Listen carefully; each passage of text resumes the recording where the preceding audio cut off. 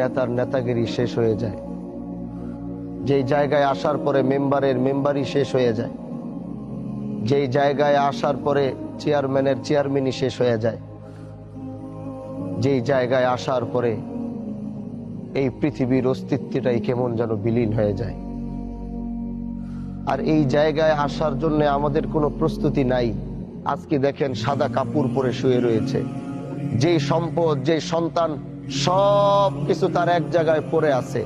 আজকে দুনিয়ার মানুষ তাকে জোর করে নিয়ে যাবে, তার বলার এই অধিকার নাই আমাকে নিও না, আমাকে আমার খাটের থেকে নামায়ও না, আমাকে আমার খাটের থেকে সরায়ও না, আমাকে আমার সন্তান থেকে আলাদা করো না, আমাকে আমার স্ত্রীর থেকে আলাদা করো না, আমাকে আমার পরিবার থেকে আলাদা করো না, আমাকে আমার এলাকার বাসীর থেকে আলাদা করো না। সেই কথাটি হয়তো চিৎকার করে বলছে, আমি শুনতে পাচ্ছি না, আপনি শুনতে পাচ্ছেন না। সে বুঝতেছে তাকে শেষ বিদায় দিচ্ছে, সে এখনো বুঝতেছে সে খাটিয়ায় শুয়ে আছে, এখন তার বিশ্বাস এখনো হচ্ছে না সে মারা গেছে। সে এখনো মনে করছে যে আমি স্বপ্নের ভিতরে দেখছি, একটু পরে আমার ঘুম ভাঙলে দেখব আমি আমার ঘরের ভিতরে বসে আছি। তাকে যখন একটু পরে কবরে রাখা হবে, এই কবরে যখন তাকে রাখার পরে একটু পরে যখন কবর থেকে তার সন্তান তার আত্মীয় স্বজনরা লাফ দিয়ে উঠে যাবে, তখনও সে মনে করবে আমি স্বপ্ন দেখছি। কারণ মাঝে মাঝে এমন এক স্বপ্ন আসে, ওই স্বপ্নের মধ্যে মনে হয় আমি মরে গেছি। হুট করে ঘুম ভাঙার পরে মনে হয় যে না, আমি মরি নাই, আমি জীবিত আছি, আমি বেঁচে আছি। তিনি এখনো লাশের খাটিয়ায় সাদা কাপড় পরে শোয়া। সে দেখছে এলাকার সবাই তার জানা যায়, কিন্তু সে মনে করছে না আমি বেঁচে আছি, ঘুম ভাঙবে তো দেখবো আমি দুনিয়ার সামনে। আজকে তাকে কবরে রেখে যখন কবর থেকে উঠা হবে, তখনও সে মনে করবে আমি জীবিত আছি, একটু পর আমার ঘুম ভাঙবে, দেখবো আমি দুনিয়াতে আছি।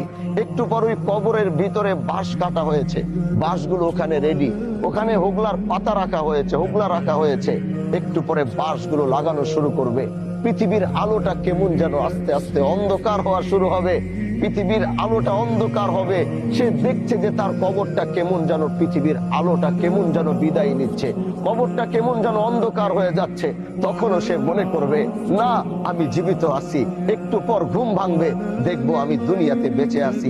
এরপরে ওই বাঁশের কুঞ্চি ফাঁকা দিয়ে একটু একটু করে আলো কবরে যাবে।